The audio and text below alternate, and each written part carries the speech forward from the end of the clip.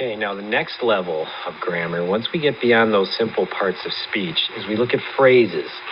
Phrases are groups of words that function as a single part of speech. So instead of simply having a single noun or single verb or adjective, these phrases can jump in there and function the same way that they do in a sentence, but they work together. They need to stay together to make sense.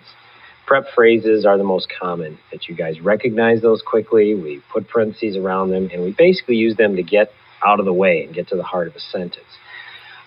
Now what we're doing is actually looking at them and how they function in the sentence. What do they do beyond the simple subjects and verbs that get us to the heart and soul of a sentence?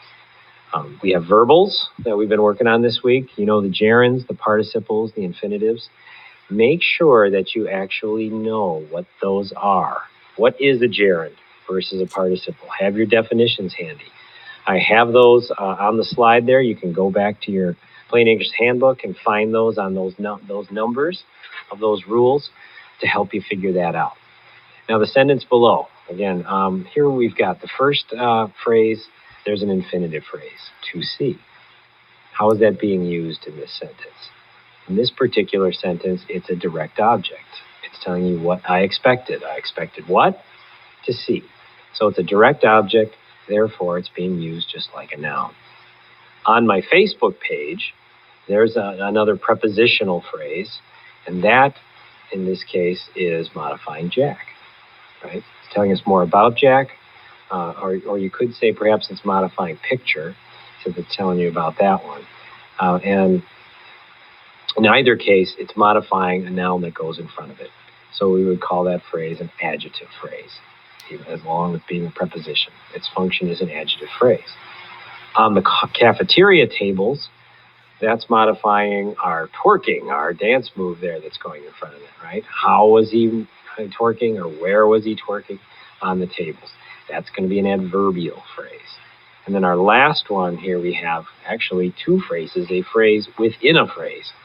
About stopping the show, in this case, is a prepositional phrase. Okay? And it's modifying how Mr. Hickey tweeted. So that would be adverbial.